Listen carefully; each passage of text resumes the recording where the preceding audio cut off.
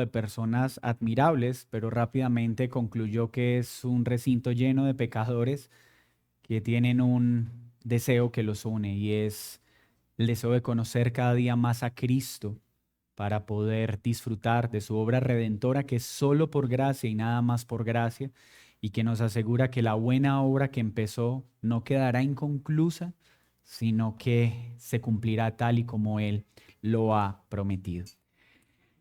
Aquellos que vienen de otras iglesias, hermanas, por favor, envíele un fuerte y cálido saludo a sus congregaciones, a sus pastores. Nos alegra que podamos convivir con otros hermanos de otras ciudades en esta época de vacaciones. Y eso nos recuerda que la iglesia de Cristo no es una iglesia local, es una iglesia universal compuesta por diversas iglesias locales. Y qué bueno saber eso, que Él cuida de su amada en todos los lugares donde ha tenido a bien establecer una iglesia local.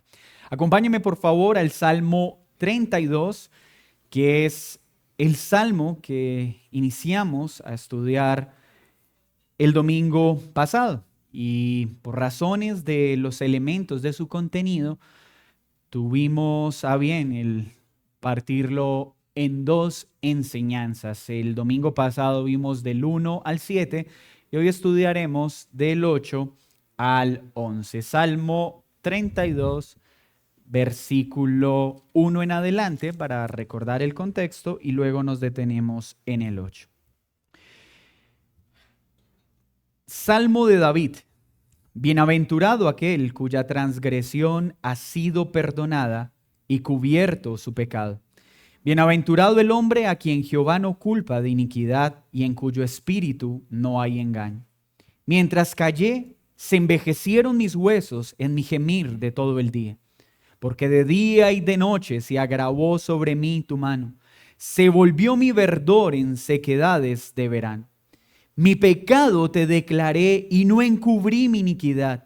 Dije, confesaré mis transgresiones a Jehová, y tú perdonaste la maldad de mi pecado. Selah. Por esto orará a ti todo santo en el tiempo en que pueda ser hallado. Ciertamente en la inundación de muchas aguas no llegarán estas a él. Tú eres mi refugio, me guardarás de la angustia. Con cánticos de liberación me rodearás. Selah.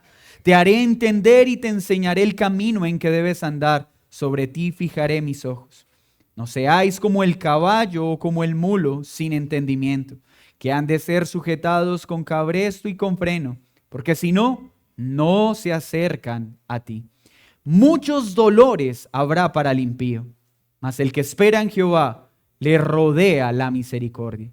Alegraos en Jehová y gozaos justos, y cantad con júbilo todos vosotros los rectos de corazón. Señor, gracias por tu palabra.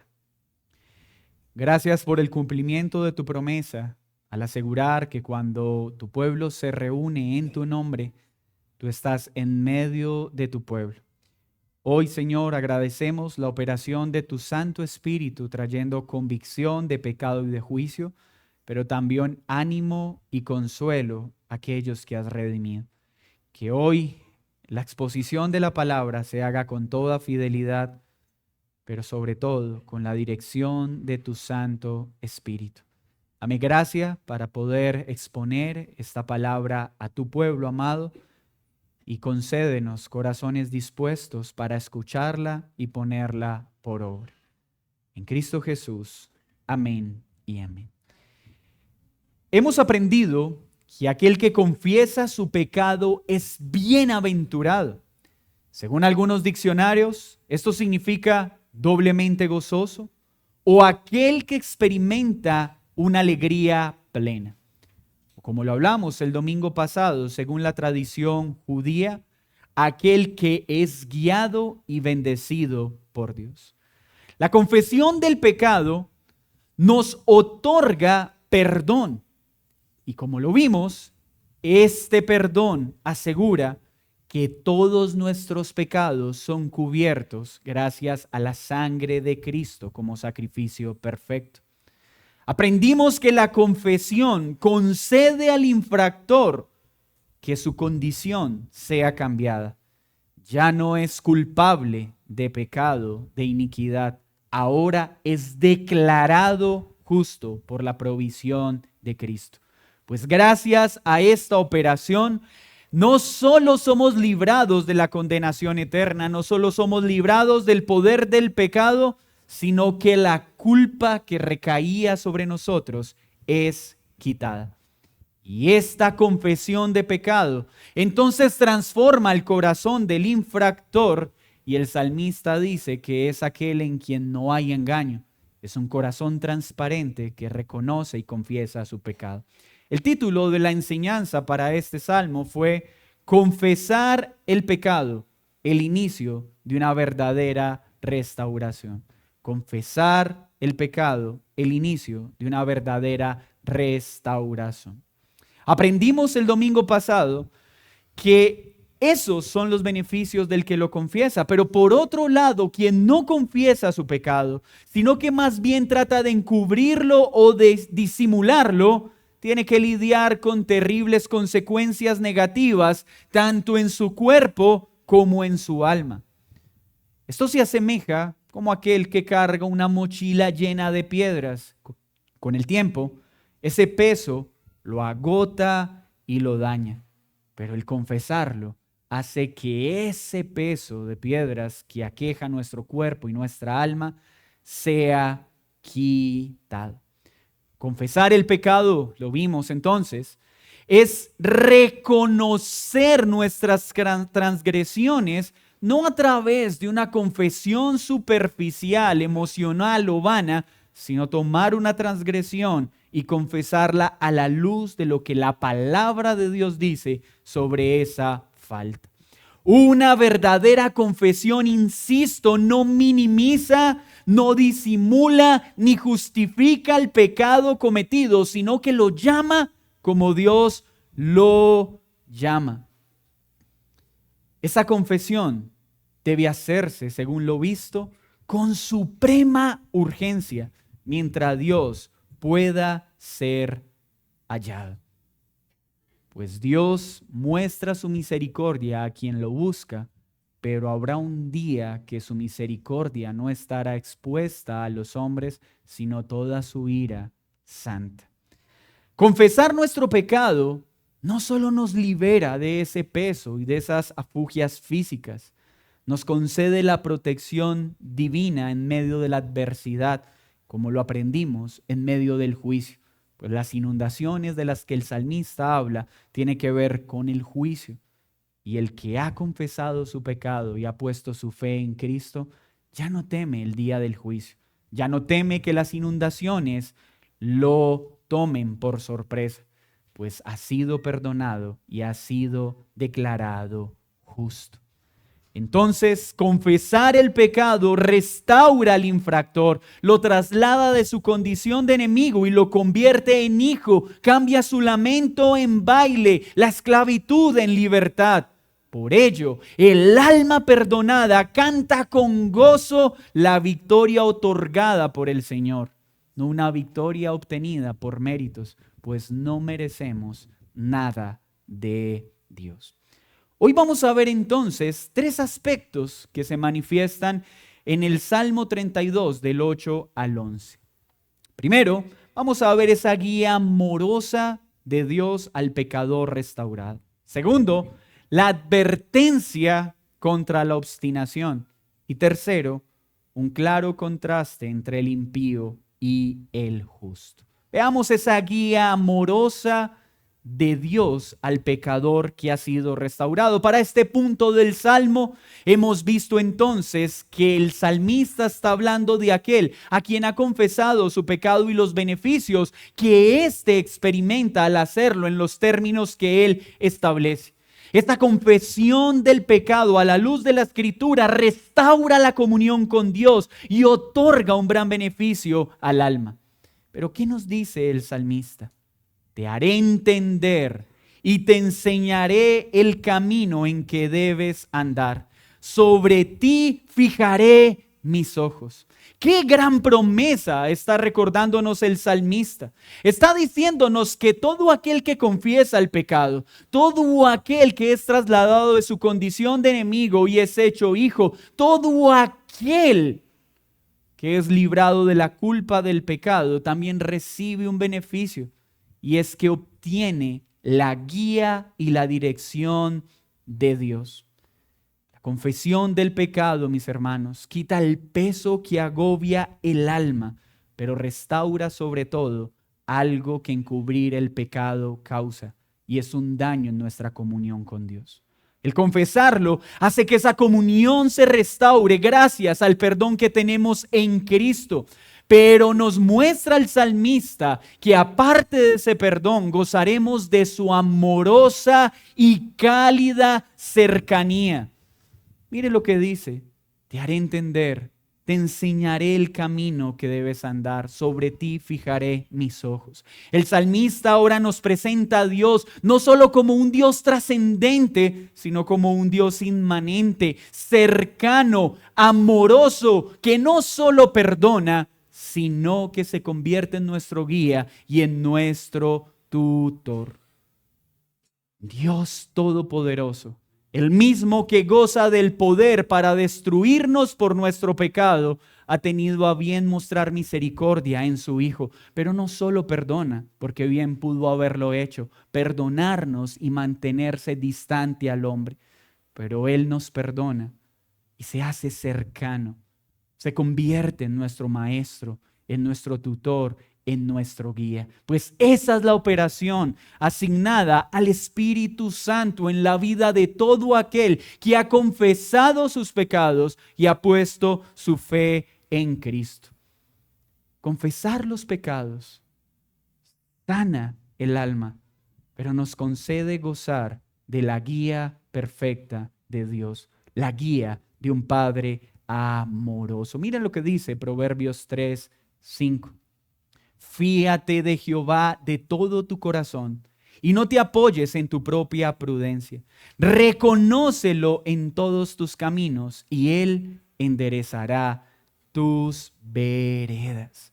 Así que aquel que ha confesado su pecado puede disfrutar de este Dios perfectamente sabio, de este Dios perfectamente perfecto, valga la redundancia, guiando nuestro camino, enseñándonos por dónde debemos transitar, ayudándonos a comprender en nuestro entendimiento qué debemos hacer. No está hablando de un maestro que señala simplemente el camino, está hablando de aquel que enseña el camino, ilumina el entendimiento para que podamos comprender ese camino, pero a través de su Espíritu Santo nos guía por ese camino que debemos avanzar. Glorioso tutor tenemos, glorioso tutor tiene aquel que confiesa verdaderamente su pecado. Thomas Watson señala sobre este texto: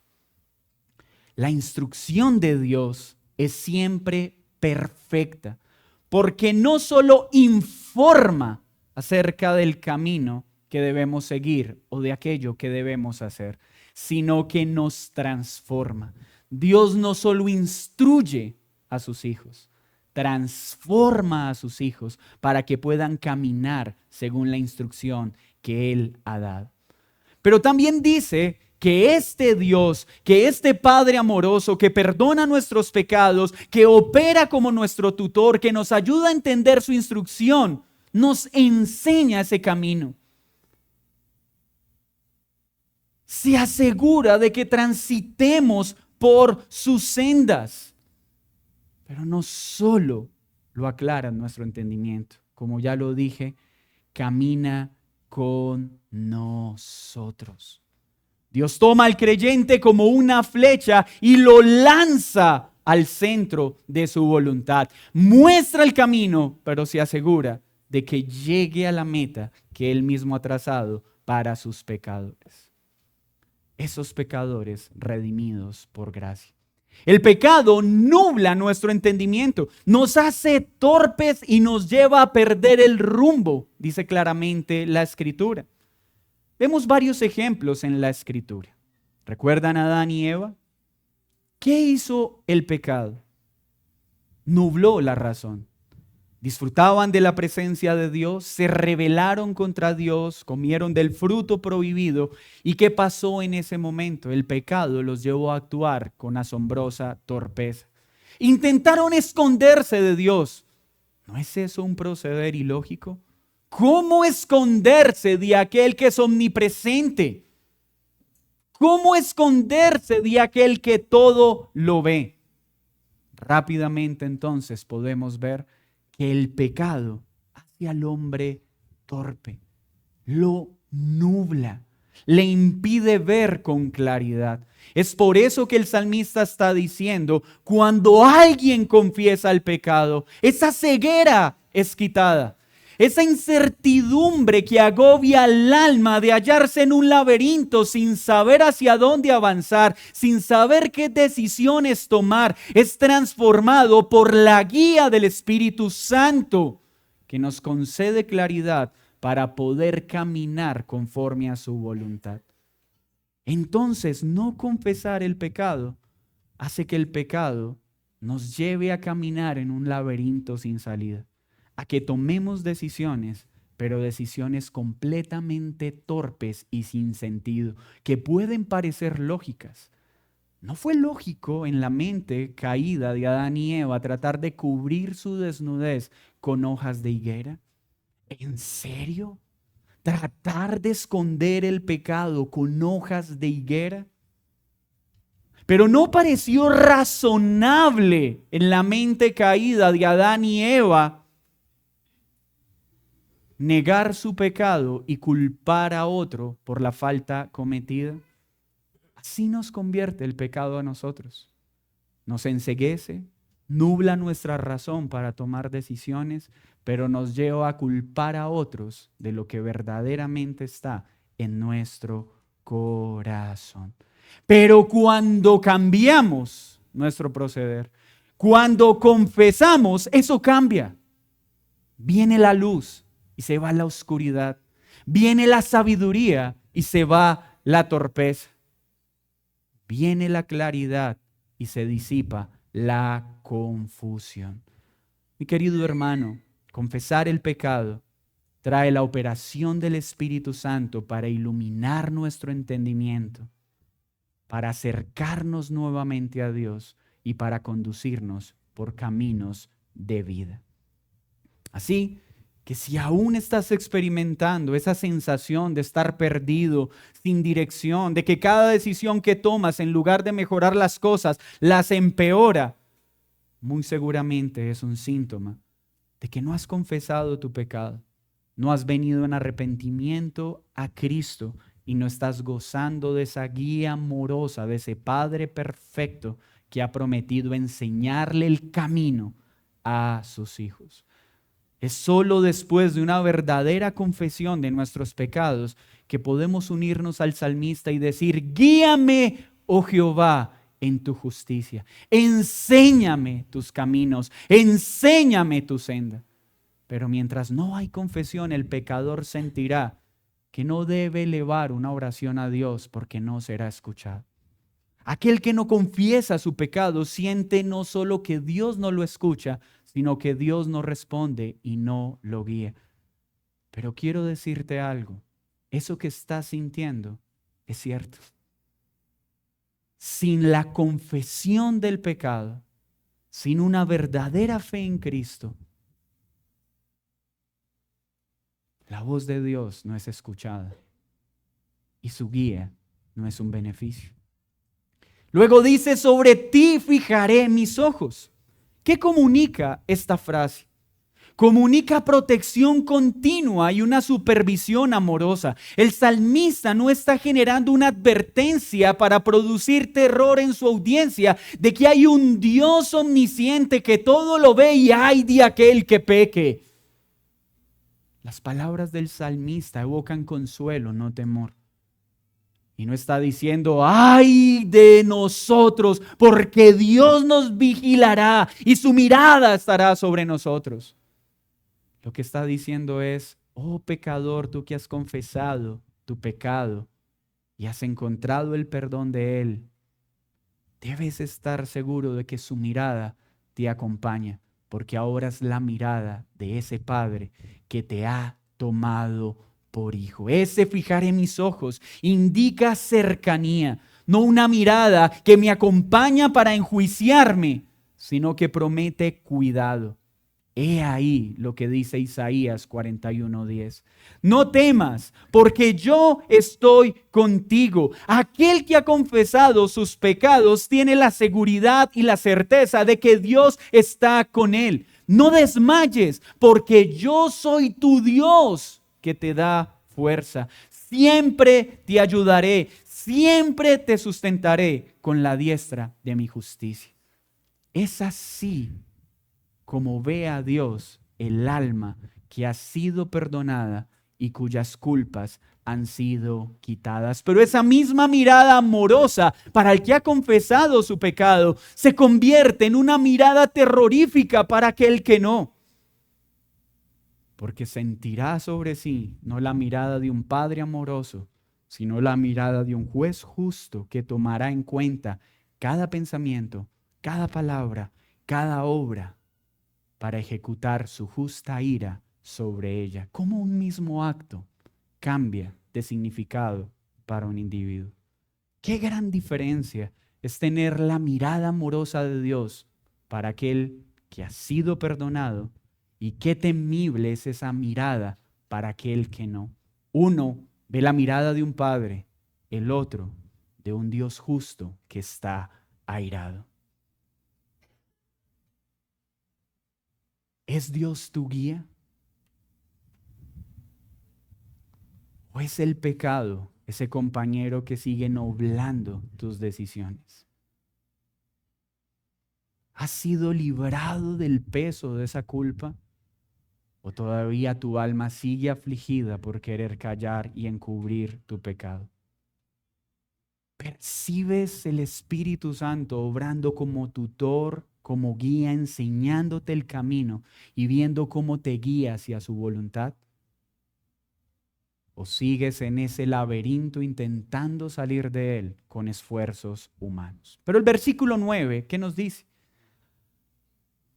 Hay una advertencia. Ya tenemos la segura guía. Su enseñanza perfecta enviándonos hacia el centro de su voluntad. Pero el salmista dice, no seáis como el caballo o como el mulo, sin entendimiento, que han de ser sujetos con cabestro y con freno, porque si no, no se acercan a ti. Mis hermanos, la obstinación es una barrera para la restauración espiritual, o en términos más comunes, obstinación igual a ser tercos, llevados de nuestro propio parecer, o en una forma más elegante, obstinados. El caballo y el mulo son metáforas de la terquedad humana. Representa claramente a aquel que se niega a ser guiado por Dios, aquel que requiere un control externo. Esta idea nos muestra un paciente que se niega a seguir las instrucciones de su médico, a no seguir el plan de su médico, y cree que su determinación va a hacer que su salud mejore y en realidad empeorará. Suena esto ilógico, ¿cierto? Pero ¿cómo te rehusas a seguir el plan que tu médico te dio para que mejores? Es que a mí me parece que hay una mejor forma de hacerlo. Y perdónenme aclarar, es una ilustración. Lamentablemente, por la medicina actual, muchas veces puede ser muy sensato no a tomar ciertas recomendaciones, pero hablemoslo en el sentido lógico del ejemplo. Cuando nuestra alma se resiste a confesar el pecado, como lo hemos aprendido a la luz de la Escritura, una de las características que acompaña al corazón que no confiesa su pecado es la terquedad, es la obstinación, porque es el único recurso que le queda para justificar su pecado, para evitar soltarlo, para evitar alejarse de él. La obstinación es la única que me hace pensar que es razonable mi proceder pecaminoso. Y el salmista dice, cuidado, porque somos tercos. Y somos tan tercos que somos lentos para confesar nuestro pecado en lugar de correr con urgencia a lidiar con él. Pero Dios, al que ha tomado por hijo, lo disciplina. Y así como el caballo y el mulo tienen que ser jalados con brida, este Padre amoroso y perfecto, que también es justo, apelará a los instrumentos externos que sean necesarios para atraer hacia Él a sus hijos que se resisten a obedecerlo. John Owen afirma que el pecado endurece el corazón a tal punto que solo el rigor de la mano justa de Dios puede hacerlo someterse a la voluntad de Dios. Así que la falta de confesión de nuestros pecados nos lleva a negar la gravedad del pecado y a justificarlo.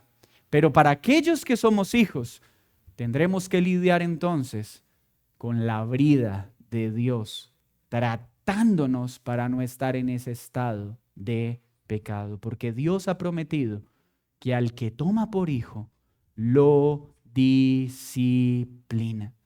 Estas herramientas, hermanos, entonces representan medidas disciplinarias necesarias para guiar a quienes no se someten voluntariamente a Dios.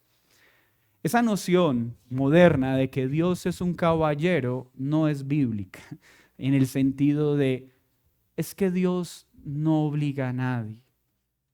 Es que Dios está ahí esperando, por favor, vuélvete a mí, hijo mío, por favor. Esa no es la imagen de un Dios perfecto.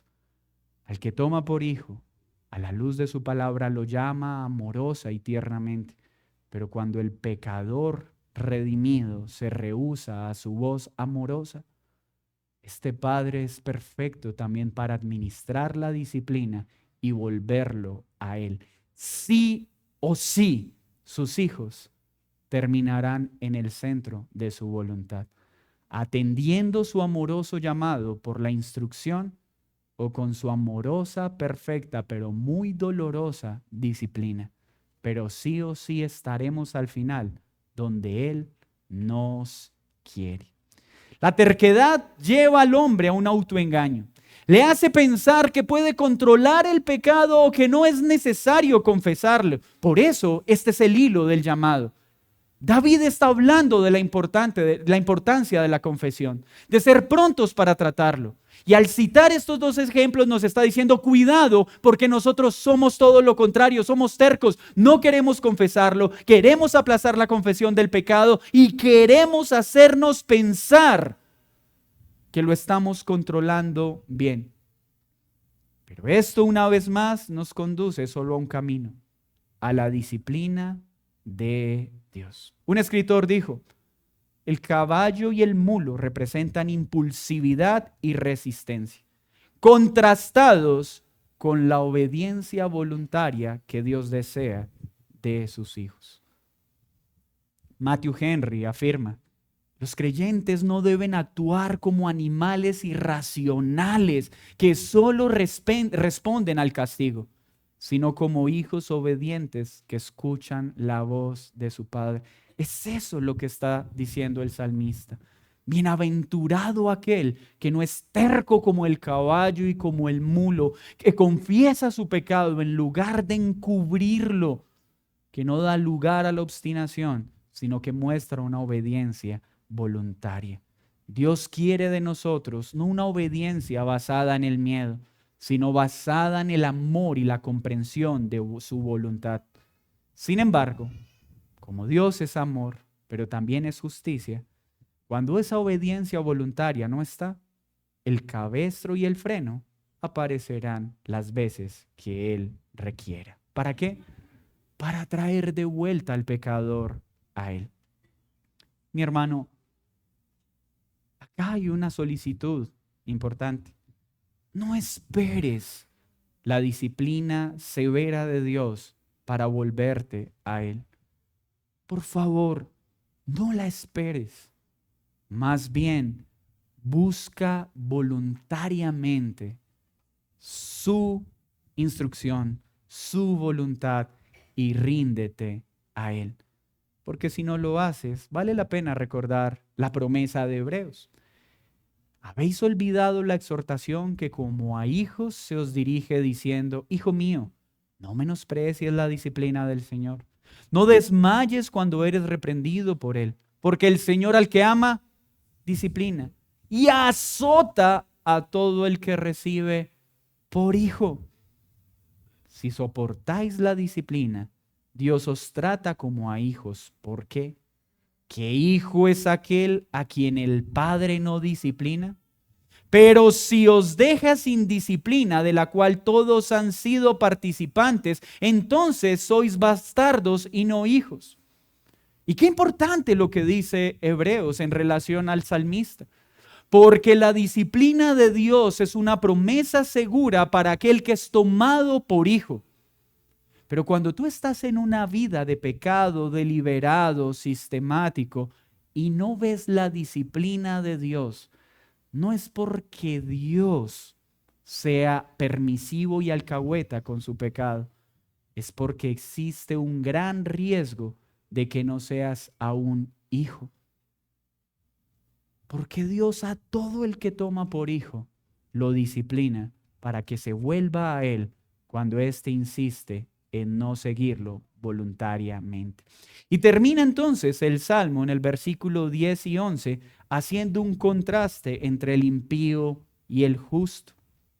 Muchos dolores, no pocos, muchos dolores habrá para el impío, mas al que espera en Jehová le rodea la misericordia. Alegraos en Jehová y gozaos justos y cantad con júbilo todos vosotros los rectos de corazón.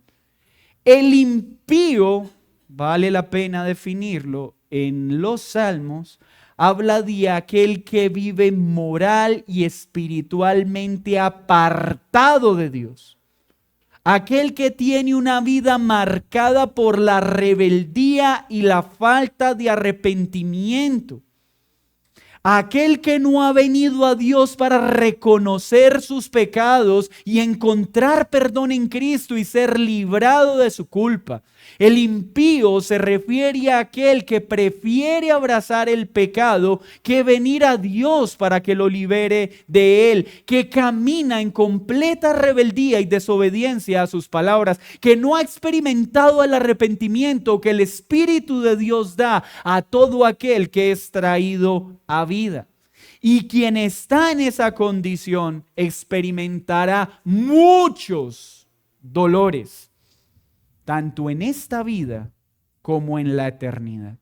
Y esos dolores del impío, de aquel que no ha confesado su pecado, de aquel que no ha puesto su fe en Cristo, incluyen culpa, condenación eterna y esclavitud del pecado. Ese es el estado del impío.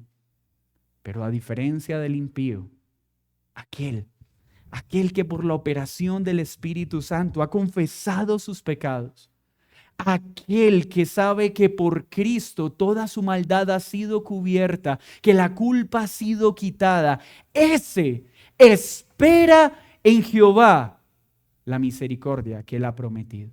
No confía en sus méritos, no confía en Él, confía en la misericordia. Sabe que puede esperar el día final seguro por una razón, porque la misericordia le rodea, porque ya no hay una culpa sobre Él, porque ya no hay un perdón por el cual pueda ser acusado.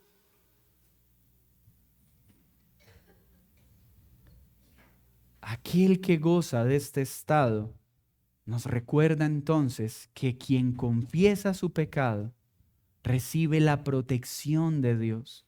Pues el perdón divino no solo elimina la culpa, sino que también nos asegura que Dios nos rodea con su amor y su perfecto cuidado. Un comentarista dice sobre esto: esta alegría, este gozo surge de una conciencia que ha sido lavada por la sangre del Cordero, de aquel que ha sido reconciliado con Dios. Los justos son aquellos que han sido perdonados en Cristo y viven en comunión con Él. Justo no es aquel que cree que su estándar de moralidad lo convierte en alguien agradable a Dios. Justo no es algo que el hombre obtiene por sus esfuerzos. Declararme justo es una provisión de la gracia divina que se le otorga solo a quien que se arrepiente y cree en Jesús. Así que justo es una obra de la gracia e impío es la condición de todo aquel que no ha venido a Cristo. En Jesucristo, esta misericordia alcanza su máximo cumplimiento. Todas las cosas mencionadas por el salmista, la alegría, la guía de Dios, su protección, el perdón de los pecados, el que la culpa sea quitada, el que ya no seamos llamados impíos sino justos, se cumple perfectamente en la persona de Cristo, porque es Cristo el causante de que esto sea aplicado en nuestra vida. Solo por Jesús somos perdonados. Solo por Jesús es que Dios nos enseña el camino que debemos seguir. Solo por Jesús recibimos el Espíritu Santo que nos guía hacia la voluntad de Dios como una flecha en su mano. Solo por Cristo somos rodeados de su misericordia. El Salmo 110, 1 dice, está hablando David: Jehová dijo a mi Señor, siéntate a mi diestra hasta que ponga a tus enemigos por estrado de tus pies. Este texto fue citado también por Jesús en Mateo 22, enseñándonos algo, que David recibió todas las provisiones mencionadas en este salmo a través de aquel que llamó Señor, aquel que está a la diestra del Padre. David recibió estos beneficios por el Mesías que vendría. Nosotros recibimos estos beneficios descritos en el Salmo 32 gracias al Mesías que ya vino, cuyo nombre es Jesucristo. Así que cuando miramos el Salmo 32, la única posibilidad que tenemos para ser llamados justos y no impíos, para ser perdonados y no juzgados, se halla en la persona de Jesús. Fuera de Jesús no puedes encontrar estos beneficios. En Cristo nuestro pecado es perdonado. Colosenses 2:13 dice, y a vosotros, estando muertos en pecados y en la incircuncisión de vuestra carne, os dio vida juntamente con Él, perdonándoos todos los pecados, anulando el acta de los decretos que había contra nosotros, que nos era contraria, quitándola de en medio y clavándola en la cruz. ¿En quién? En Cristo. El perdón de pecados no viene simplemente por encerrarme a solas y decir he hecho lo malo. El perdón del pecado viene cuando reconozco mi transgresión conforme al carácter santo de Dios y pido ser perdonado en el único que puedo ser perdonado, en Jesucristo, porque solo su sangre cubre mi maldad y perdona mis pecados. Solo en Él es quitada el acta que había en nuestra contra y solo en Él podemos ser llamados bienaventurados, guiados y bendecidos por Él. Es Cristo nuestra roca firme, es Cristo nuestro escudo y es Cristo nuestra salvación. ¿Para quién? Según el salmista, para aquel que ha confesado su pecado y ha sido perdonado. Romanos 8, 1, 2 dice, ahora pues, ninguna condenación hay para los que están en Cristo Jesús.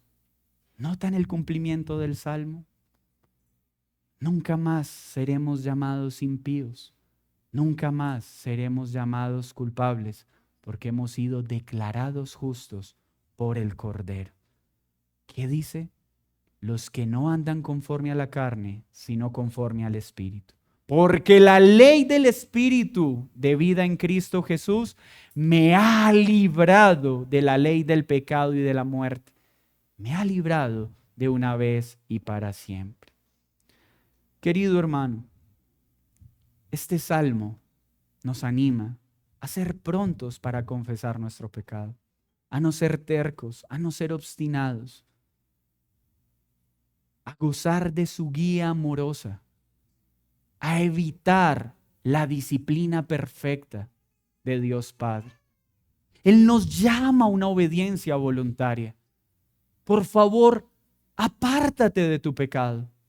Tú, querido hermano, que estás pecando, que estás encubriendo tu pecado, por favor, confiésalo para que puedas ser bienaventurado y apártate de él y goza de los beneficios aquí descritos.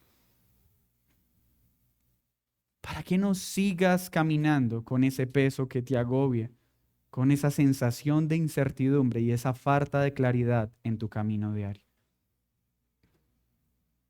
Por favor, no esperes la severa disciplina de Dios, porque ésta sin falta vendrá. Pero al que no ha creído, confiesa pronto tu pecado y coloca tu fe en Cristo. Porque para el que no ha creído, no vendrá la disciplina amorosa y perfecta de Dios. Vendrá el castigo justo de un juez justo que trata el pecado según su carácter santo, santo, santo. Ven a Cristo. Reconoce tu maldad. No la justifiques más, no la excuses más, no seas arrogante, no seas terco, no sigas pensando que por ser una persona moralmente buena según los estándares de nuestra sociedad, eso te alcanzará para ser aceptado por Dios.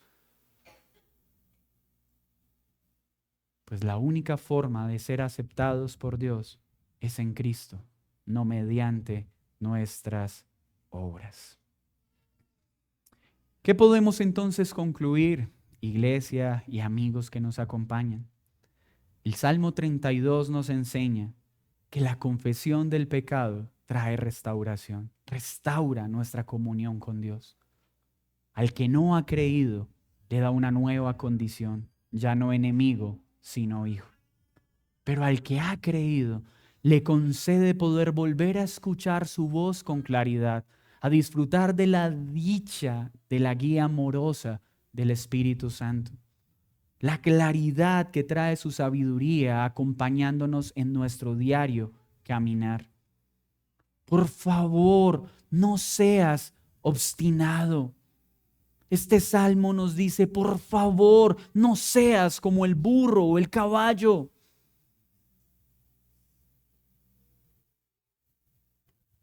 Ven a Cristo. Selah. Reflexiona sobre esto. Haz un alto. Examina tu vida, tu creyente. Examina tu proceder. Vamos. Restaura tu comunión con Él. Vamos, confiesa tu pecado. Por favor, no esperes la disciplina. Y si esta ya vino, ven en humildad y dile al Señor, perdóname. No es, pero ¿por qué me disciplinas de esta forma? No, Señor, gracias, porque aún no has administrado toda la severidad que merece mi falta. Y hoy es un buen día para decirle, perdóname, pues no quiero seguir siendo obstinado para ver cómo tu disciplina se hace más fuerte, porque estoy seguro que como Padre no me dejarás donde estoy. Hermanos, reflexionemos sobre estas dos enseñanzas del Salmo 32. Como iglesia, necesitamos reconocer nuestro pecado, pues solo así seremos bienaventurados. Señor, te damos muchas gracias por este salmo. Te pido que tu Espíritu Santo imprima esa urgencia a nuestro corazón de no encubrir más nuestra maldad, de no justificarla, de no disimularla. Solo por tu Espíritu Santo podemos experimentar una verdadera convicción que viene de un verdadero dolor por el pecado. Quiero orarte por el que no ha creído en esta mañana. Quiero orarte por aquellas personas que están sentadas en este lugar, que se consideran buenos, porque según su razonamiento no matan, no roban. Son buenos hijos, buenos ciudadanos. Te pido que tu Espíritu Santo ilumine su entendimiento para que comprendan que todos somos pecadores, pues la definición de pecado no la dan los estándares de este mundo, sino tu palabra. Que ellos comprendan que esa moralidad no los lleva al cielo, sino solo Cristo, quien perdona el pecado. Pero también te oro por aquellos que sienten que su pecado es tal que no podrán ser perdonados por ti, para que hoy puedan entender en su alma que todo aquel que cree en ti y se arrepiente, todos sus pecados le son perdonados. Trae a vida a aquellos que no te conocen. Y te oro por la iglesia, te oro por los hijos que están aquí sentados, por aquellos que por tu gracia han sido tomados. Trae conciencia de nuestro pecado. Ayúdanos a no encubrirlo, danos conciencia sobre aquellas áreas de pecado en las que aún somos ciegos. Derriba nuestros razonamientos, pues todos somos tercos, obstinados. Y ayúdanos a ver nuestra verdadera condición. No queremos esperar tu disciplina para hacer los ajustes pertinentes. Pero gracias, Señor, porque tu disciplina estará cuando nosotros insistimos en resistirnos a tus solicitudes. Gracias porque no nos dejarás donde estamos. Y que hoy tu pueblo pueda entonar cánticos de liberación al recordar cuán gran perdón recibimos en Cristo y cuán enorme liberación nos ha sido dada. En el nombre de Jesús. Amén y amén. Vamos a tomar la cena del Señor y lo invito a que siga en una actitud reflexiva.